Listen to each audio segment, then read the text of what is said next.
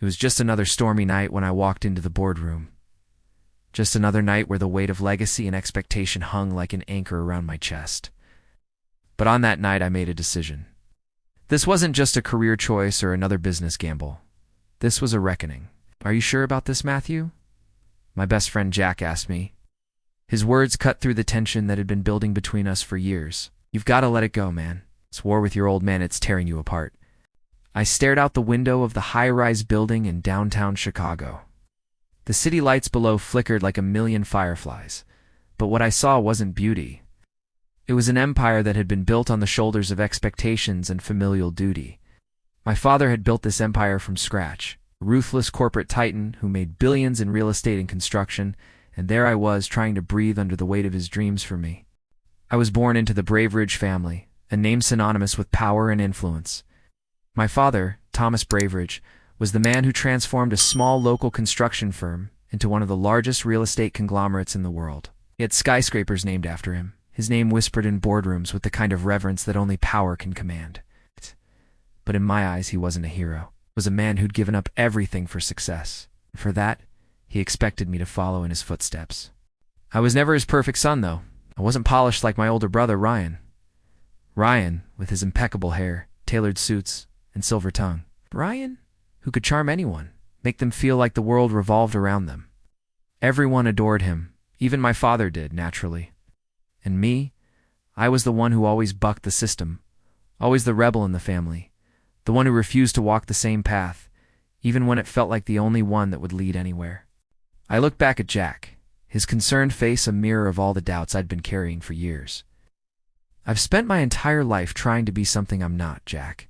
It's time for me to step out and prove I can make it on my own. No more shadows, no more legacy." As Jack opened his mouth to protest, I knew what I had to do. But in my gut, I felt something stir, a mix of fear and defiance.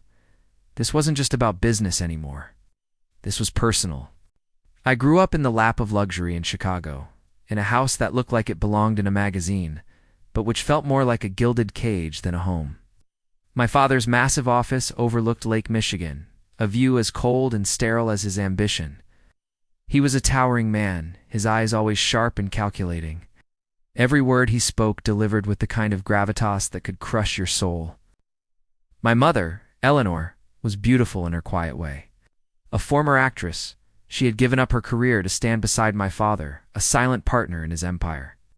Her golden hair was always neatly arranged, and her soft blue eyes were the only things in that house that felt warm. I could see the cracks in her smile, the way she always tried to smooth things over between my father and me.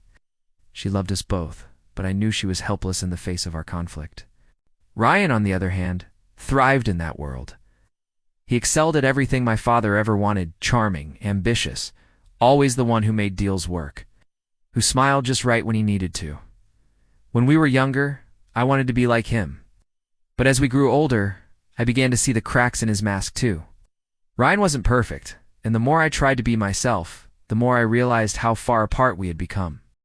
One of the clearest memories I have of our childhood was when we were both 12 years old. My father hosted a massive charity gala in the city, a night of opulence and fine wine. Ryan, with his charming grin, circulated the room like a well-oiled machine, shaking hands with politicians and business leaders. Meanwhile, I sat in the corner reading a book on investment strategies I'd borrowed from the library.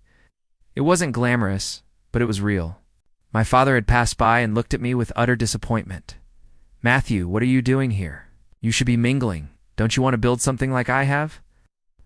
I looked up at him, my throat tight.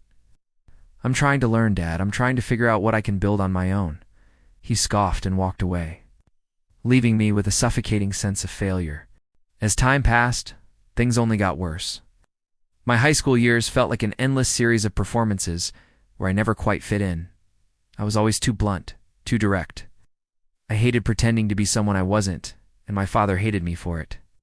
Meanwhile, Ryan, with his golden boy charm, became the apple of everyone's eye. I hated him for it. But at the same time, I envied him. I had always thought I'd be different, that I could carve my own path in life. But the truth was, I had spent years in my father's shadow, too afraid to stand out.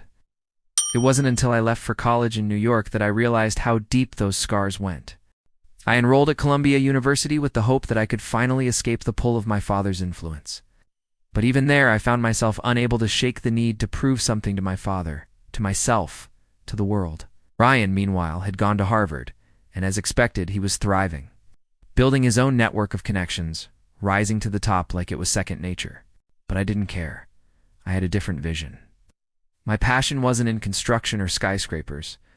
It was in finance, the world of numbers and markets, where everything was based on data and logic, not relationships.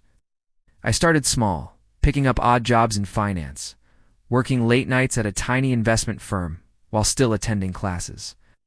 But every penny I earned, every trade I made, felt like a small victory proof that I didn't need anyone's approval. The day I graduated was bittersweet. I could feel my father's eyes on me, cold and indifferent, even as he congratulated me. "Good job, Matthew. You did it. But remember, this is just the beginning. Don't expect me to hold your hand." He had said those words like they were a badge of honor. But to me, they were a cold reminder that no matter what I did, I would never be enough for him. And that was the day I decided I would not build my future with his money, his connections, or his expectations. I would do it alone. But the years following weren't easy. I had no safety net. I lived in a cramped apartment in Brooklyn, scraping by with whatever job I could find. I worked long hours, teaching myself the ins and outs of stock markets, studying investment strategies, while my friends went out and partied. It was exhausting, lonely, but also liberating. Every trade I made felt like a step toward independence. Fast forward to today. My small investment fund, Pine Ridge Ventures, had grown. I wasn't a billionaire, but I was self-sufficient. My portfolio had crossed the $10 million mark. I was no longer the angry young man who had wanted to prove something to his father. Now, I was the man who had built his own legacy. But there's always a price for success. I got a call this morning. It was from my mother, sounding frail. "Matthew, your father wants to meet you." I felt a knot form in my stomach. What now? Was this his way of trying to fix things? To bring me back into the fold? Or was it another attempt to control me, to pull me back into his web of expectations? When I walked into that familiar study of his in the old Braveridge mansion, the tension was palpable. Ryan sat there looking every bit the golden child. My father, the man who had built an empire from nothing, now looked like a shadow of the man he once was. "Matthew," my father began, his voice colder than I'd ever heard it, "I need your help. Ryan's company is sinking, and there's nothing we can do without capital. I want you to invest." It wasn't about family. It was about saving face. I looked at Ryan. His eyes pleaded with me, but all I saw was the same person who had never fought for anything real. "I can't," I said, my voice firm. "This isn't about you. It's about something I've built, something I earned." I left the mansion that day with the weight of my father's disappointment on my shoulders, but also a sense of clarity. For the first time in my life, I knew I was standing on my own 2 feet, no longer in the shadow of my father, no longer trying to compete with Ryan. And now, as I look back on it all, I have to ask you, the reader, what would you do in my shoes? Would you give in to family pressure? Or would you follow your own path, no matter the cost? The weeks after that meeting in my father's office blurred together like a haze. Ryan's desperate plea for help echoed in my mind, but the truth was, I couldn't help him. Not because I didn't care, but because the world had made it clear that the only way to stand out was to fight alone. I had spent my life watching Ryan glide through the world effortlessly, backed by my father's power and connections. Now it was my turn to carve my own destiny. No more shadows, no more expectations. I wasn't ready to face my family after that night. The drive back to my apartment felt longer than it should have, and every streetlight that passed seemed to flicker with doubt. I hadn't expected this kind of confrontation. Hell, I didn't know what I expected. I only knew that I couldn't go back to that life where everything came easy for them and nothing ever felt earned for me. The apartment I rented in Brooklyn was small, nothing like the mansion I grew up in. The walls were thin, the floors creaky, but for the first time, it felt like my own.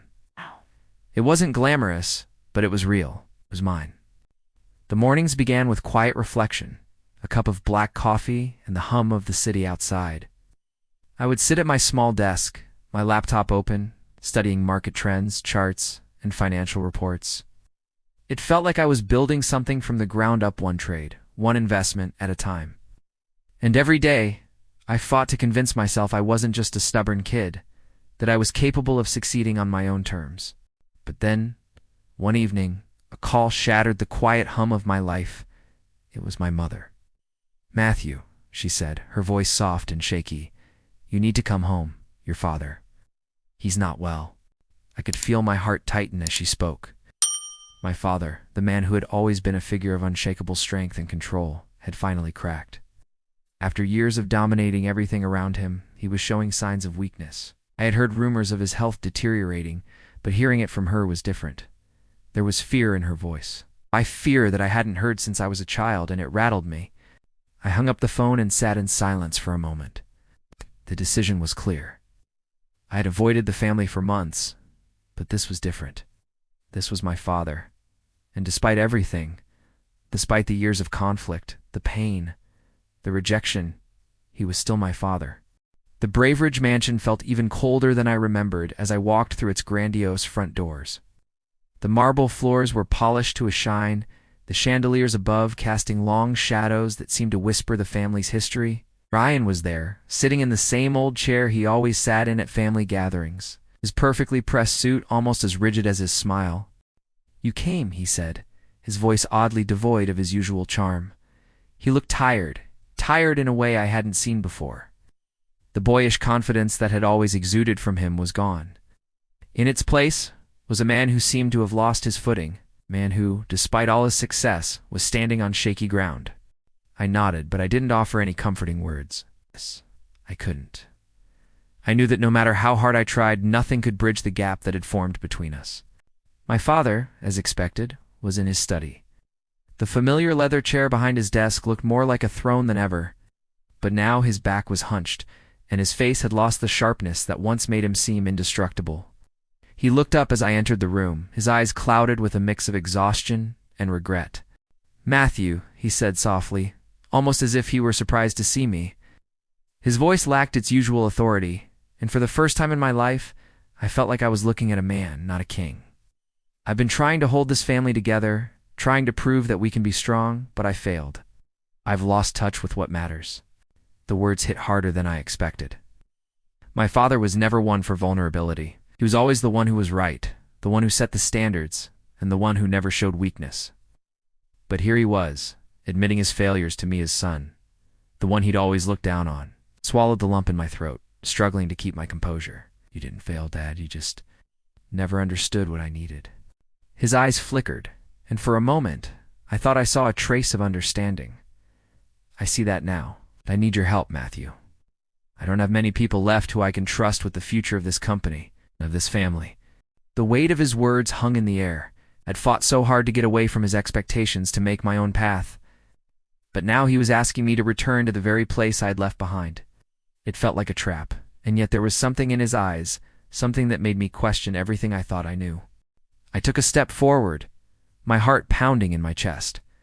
"I can't just step back into the role you want me to play. Dad, I've worked too hard to get where I am, and I won't lose myself again." He looked at me, his expression a mixture of frustration and resignation. "I'm not asking you to be someone you're not. I'm asking you to save this family. I've made mistakes, and I'm asking you to help fix them." It was the first time in years that I saw my father truly vulnerable. It was hard to admit, but part of me wanted to help him, wanted to fix things between us.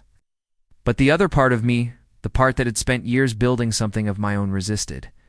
"You need to let go, Dad," I said, my voice steady despite the storm raging inside me. "You need to trust me to make my own decisions." There was a long silence, and for a brief moment, I thought I saw a flicker of pride in his eyes.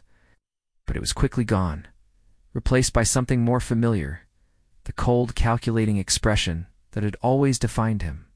"You're making a mistake, Matthew," he said, his voice chilling once again. But I didn't feel the sting of his words like I once had. This time I stood tall, knowing that my future was no longer in his hands. It was in mine. I left the mansion that night with more questions than answers. What was I really willing to sacrifice to prove myself? Could I help my family? Or was the price of doing so too high? The city streets outside were alive with lights and noise, but all I could hear was the voice of my father echoing in my head. I knew that I couldn't go back. Not to the man I was when I left. Not to the life that had always felt like someone else's dream. But the question still lingered. How far was I willing to go to stay true to myself? I didn't sleep much that night. In the city of New York, vast and humming with endless energy, felt quieter than usual. My mind kept replaying the conversation with my father over and over again. And the more I thought about it, the more I realized something important. I wasn't the same person anymore. There had been a time when I would have jumped at the chance to prove my father wrong, to take his cold dismissals and turn them into fuel for my fire. But now, things were different. I wasn't trying to prove him wrong anymore. I was trying to prove to myself that I could succeed without him. Without anyone.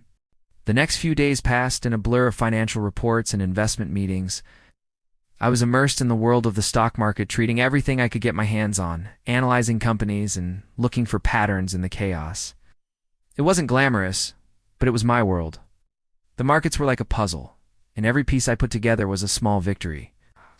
But despite the progress, the pull of the past was hard to ignore. My mother called again. It had become a regular thing, her gentle voice on the other end of the line, asking about my life, telling me about Ryan's latest accomplishments, and subtly reminding me of family obligations. "Matthew," she said one evening, her voice lower than usual, "I know you've been busy, but your father? He's asking for you again. He needs you, son." I'm worried. A small sigh escaped me as I leaned against the wall, looking out over the lights of the city below. "Mom, I can't just step back into that world. I'm not who I was. You've seen what it's done to me. I can't just go back to being his little soldier." She was quiet for a long time.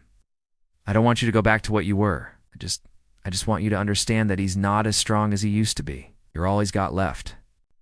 That hit harder than I expected. My father, the man who had always been my opponent, my enemy in the race for approval, was vulnerable. The empire he'd built, the walls he'd erected around his family were cracking.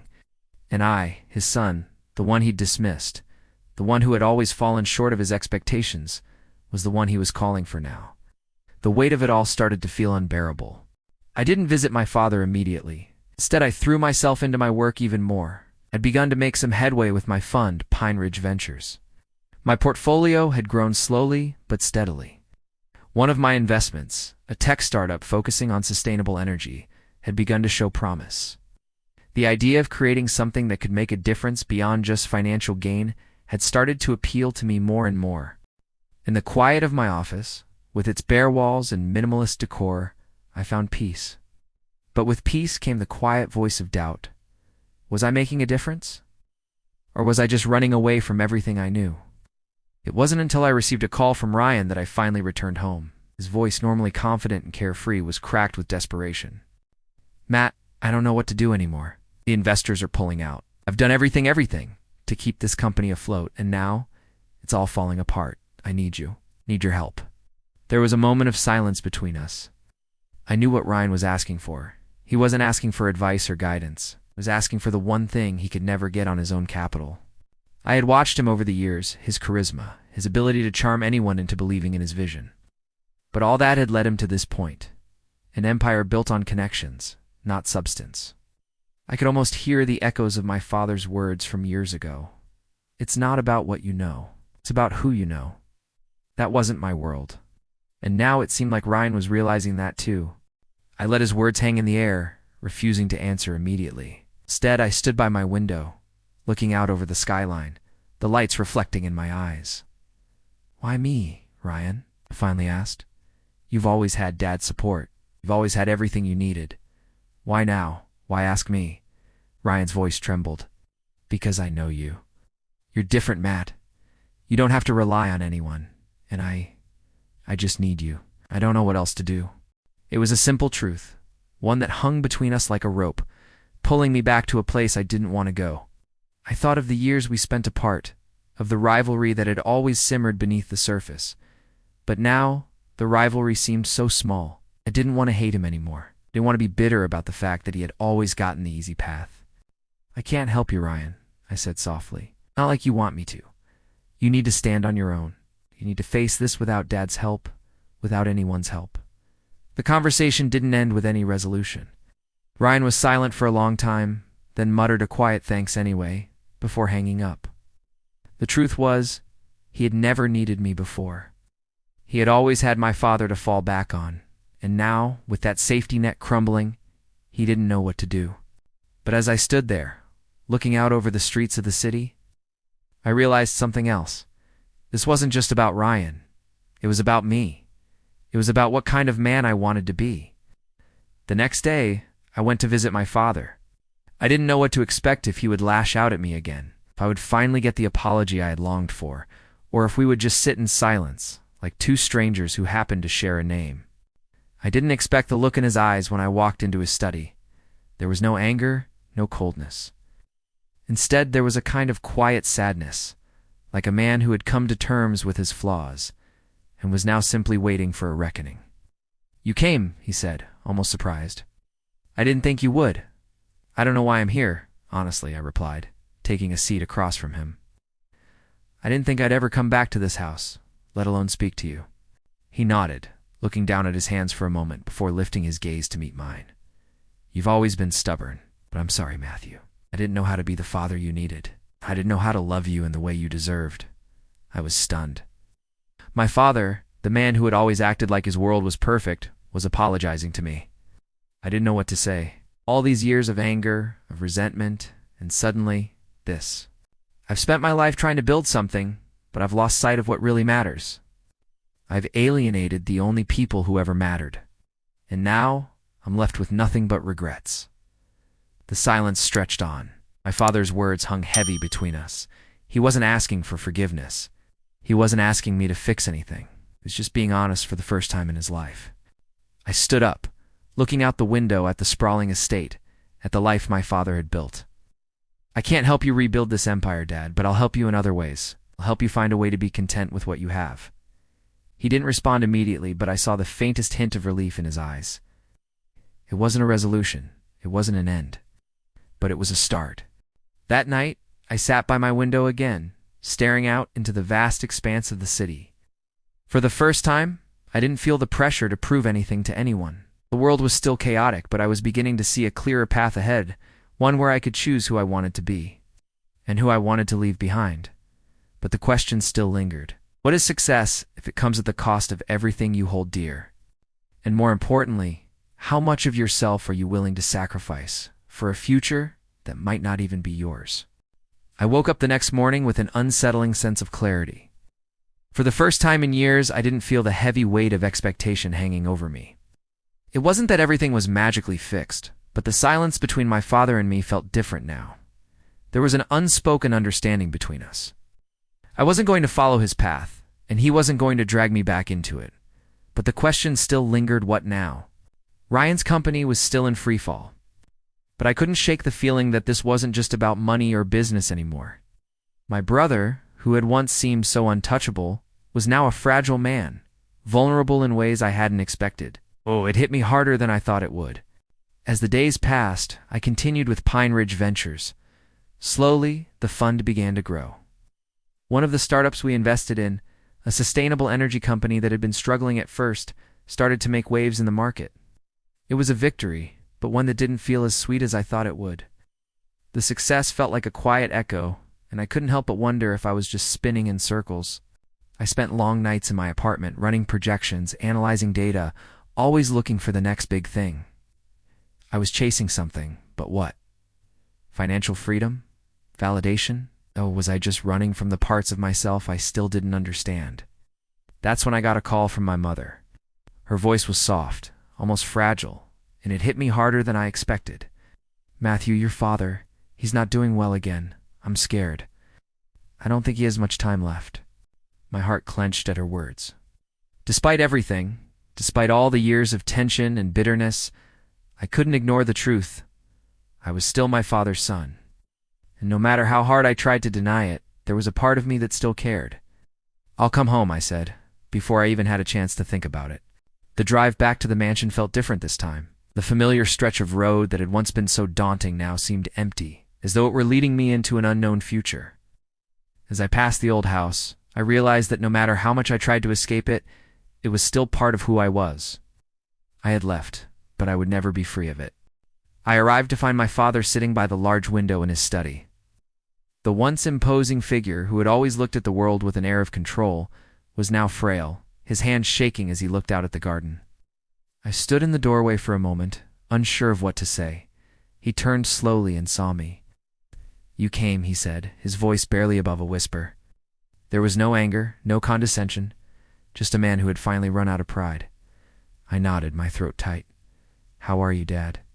He smiled weakly, though it didn't quite reach his eyes. "I'm here. I've been thinking a lot, Matthew. About everything. About the things I missed.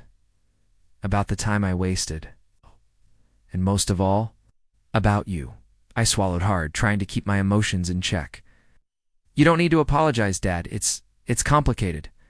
"No," he interrupted softly. "It's not. It was always simple. I just made it complicated. I thought I could control everything, but I lost you along the way. Now I'm losing everything else." There was no anger in his voice. It's no blame. Just a sad resignation that I had never heard from him before. I sat down across from him, the room thick with silence. For a moment, I wasn't the angry son. I wasn't the rebel trying to carve his own path. I was just a son, sitting beside a father who had finally admitted that he didn't have all the answers. Days passed, and I found myself visiting my father more frequently. Our conversations were slow, sometimes awkward, but they began to mean something. He wasn't the same man he used to be. The pride and ego that had once defined him were gone, replaced by vulnerability, and though it was painful, it was real. For the first time in a long time, I felt like I could see the man beneath the empire he had built. But there was still a part of me that resisted. One night, as I walked through the mansion's halls, I found myself standing in front of the family portraits, each one a silent witness to the years of expectations, accomplishments, and failures. My father's picture was the centerpiece, towering over all the others, his gaze piercing and unyielding. The man who had always demanded perfection, the man who had never accepted less than the best. I wasn't that man. I never would be. The phone rang late one night, pulling me out of my thoughts. It was Ryan. "I'm finished, Matt. I've made mistakes. I don't know how to fix this." His voice cracked. "Can you help me? I know I've never asked before, but I need you now." I closed my eyes, hearing the desperation in his voice. Despite everything that had happened, despite the years of rivalry, I couldn't ignore him. He was my brother, and family had a way of drawing you back in even when you didn't want it. I thought about the choices I had made, about how far I had come on my own. But this wasn't just about business. This wasn't about investments or portfolios. This was about people. "Where are you?" I asked, my voice steady. "I'm at the office, but I don't know how much longer I can hold on. I'll be there soon." I arrived at Ryan's office in the middle of the night. The building was quiet, the city streets far below, bustling with the energy of those who still had hope. But Ryan didn't look like a man full of hope. He looked like a man on the edge. I've been so focused on building this empire that I forgot why I started. "I've lost myself in all this, Matt," he said, running a hand through his disheveled hair. "I don't know how to fix it. I need your help." I looked at him, really looked at him for the first time in years. The charming, confident man who had once seemed so untouchable was now a broken version of himself, unsure of where to turn. And in that moment, I realized something that hit me hard. We weren't so different after all. "You can fix this, Ryan. You just need to stop relying on others to do it for you. You're capable, but you've been trying to live someone else's dream for too long," I said. Ryan's eyes flickered with something, maybe realization, maybe doubt. But in that moment, I knew. This was no longer about proving myself or him proving himself to me. It was about something more. It was about giving both of us the chance to rebuild in our own terms. "I won't save you, Ryan," I continued, my voice steady, "but I'll help you find a way. You have to do the rest." The next few months were a whirlwind. Ryan fought tooth and nail to save his company, but it wasn't easy. I didn't invest money. I didn't offer connections. What I offered was something more valuable, the truth. I helped him see where he had gone wrong, and together we began to rebuild.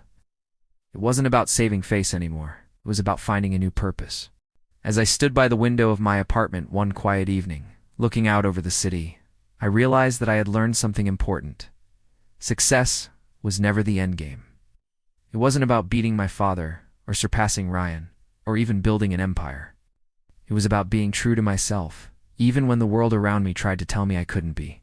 The next chapter of my life wasn't going to be easy, but for the first time, I was ready to face it.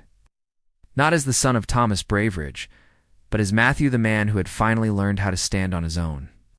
The days after that night with Ryan felt like the beginning of something new, though I wasn't sure what it was. As I sat at my desk in the small office for Pine Ridge Ventures, I couldn't help but reflect on how far I had come. The city outside continued its chaotic dance, but inside, in the quiet of my own space, I felt a peace I had never known. I wasn't the man I used to be. I had rebuilt my life in the most unexpected of ways. And I was still rebuilding, each day adding another layer to the foundation. I was finally starting to see clearly. The calls from my family came less frequently now.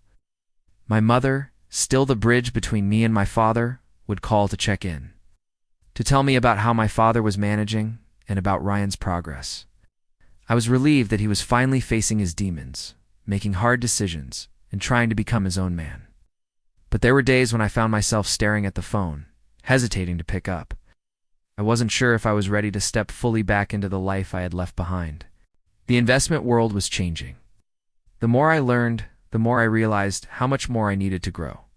The stock market, while offering a path to success, was a long game of patience, strategy, and adaptability.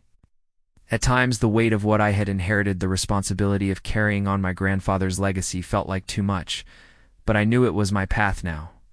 I was no longer just Matthew Braveridge, son of Thomas Braveridge. I was the man who had made something of himself, and I had to keep moving forward, no matter the cost. I began reaching out to other like-minded investors who shared my vision for sustainable growth. I had a goal: to make Pine Ridge Ventures more than just a financial empire. I wanted it to stand for something, a legacy that would outlast my father's, one built on honesty, purpose, and resilience. This wasn't about trying to surpass anyone. It was about finding my own voice in a world that had always tried to drown it out. One afternoon, I received an invitation. It was from my father, and it was to a family gathering. I hadn't spoken to him directly in months, and when I read the letter, I felt an unfamiliar mix of emotions. It was an offer to come back, not to the same old family business, but to sit down and talk. Talk. It was a word that had once felt impossible between us. But now, as I read the letter, I wondered if this was the first step toward rebuilding something with my father, something real. It wasn't about the company anymore. It wasn't about impressing him. It was about two men, father and son, finally meeting each other where they were. I stared at the invitation for a long time. Should I go? Could I really sit across from him, the man who had defined so much of my life for better or worse, and just talk? I drove back to the Braveridge mansion, this time with no expectation of reconciliation. It wasn't about that anymore. It wasn't about proving myself either. It was just about being there, about facing the man who had been the architect of my deepest struggles and my greatest aspirations. When I arrived, my father was waiting for me in the same study we had met in before. The old leather chair was empty, and he was standing by the window, looking out at the garden. He turned when I entered, his face showing signs of age and wear, but there was something softer in his eyes this time. Maybe it was the years of struggle. Maybe it was the weight of all the regrets he had carried for so long. But he didn't look at me with disdain. He didn't look at me like I was a failure. "I didn't think you'd come," he said, his voice quieter than I had ever heard it. "I'm glad you did." I nodded, unsure of what to say. The walls between us had always been so thick, built from years of misunderstandings and anger. But now, standing here with him, I realized something. We were both just trying to make sense of a world that never really made sense. "I'm here," I said, finally sitting down across from him. "But only because I want to understand.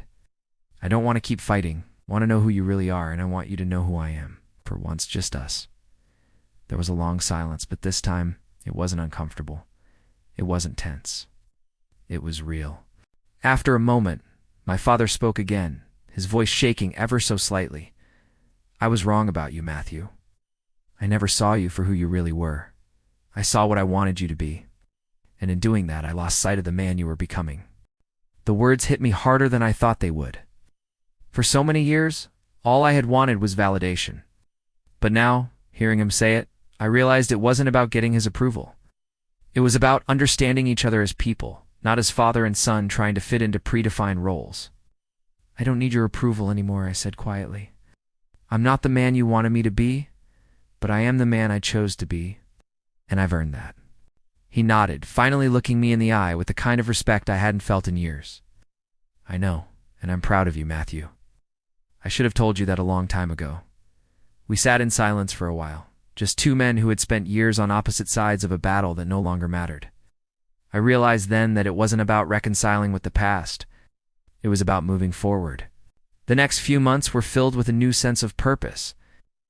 I continued to build Pine Ridge Ventures, but now it wasn't just about making money. It was about creating something that could withstand the test of time, something my grandfather would have been proud of. And for the first time, I wasn't doing it to prove something to anyone. I was doing it because I believed in it. Ryan, too, found his footing. He had been humbled, but I saw something in him that had been missing before. The drive to truly build something on his own, without relying on others to carry him. One quiet evening, as I sat by the window, looking out over the city, I thought about the journey I had taken. The years of doubt, of conflict, and of trying to find myself in a world that seemed determined to tell me who I should be. But through it all, I had found my own path. I had built something that mattered, and I had learned that success wasn't about what you could get from others. It was about finding the strength to stay true to who you were, no matter the cost. And as I sat there looking out at the vast city before me, I realized something else. The true legacy we leave behind isn't the money we make or the titles we hold. It's the people we become along the way.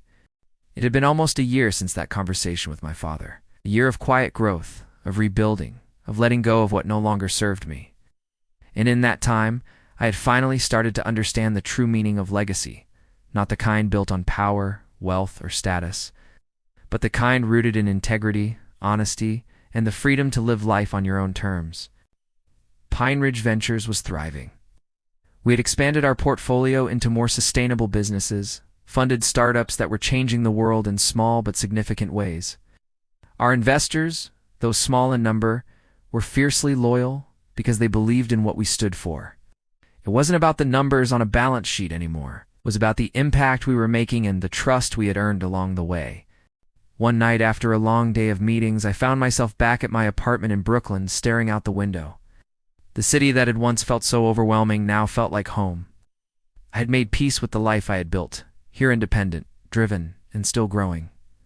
The phone rang, interrupting the silence. I saw it was Ryan. "Matt, I need to talk," he said, his voice serious. "Can you come over?" I wasn't sure what to expect, but I knew it had to be important. I had kept my distance from him in the past months, letting him navigate his own path without interference. But something in his tone told me that the time had come for us to have another conversation. I arrived at his office this time not in the dead of night, but during the day, as the city buzzed with its usual energy. Ryan was sitting at his desk, looking out the window, his usual polished demeanor replaced with something softer, more reflective. "I've been thinking a lot about the way things went down," he began, turning to face me. "You know, when everything started to fall apart for me, I've realized that I was just following in Dad's footsteps, trying to be the son he always wanted me to be, instead of figuring out what I really wanted for myself." I nodded, knowing exactly where this conversation was going. Ryan had always been the golden boy, the one who could charm his way into anything. But somewhere along the way, I had seen him struggle with who he was, caught between being the son my father wanted and the man he was afraid to become. "Look," Ryan continued, "I wanted to apologize for everything, the way I treated you, the way I always compared myself to you, trying to be the better son, the better businessman. I was wrong."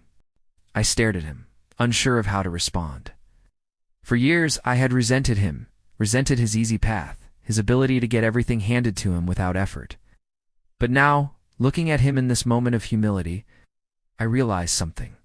We had both been products of the same broken system, pushed into roles that neither of us had chosen.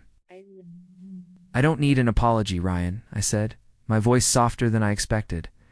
"I just need you to be you. And I think you're finally getting there."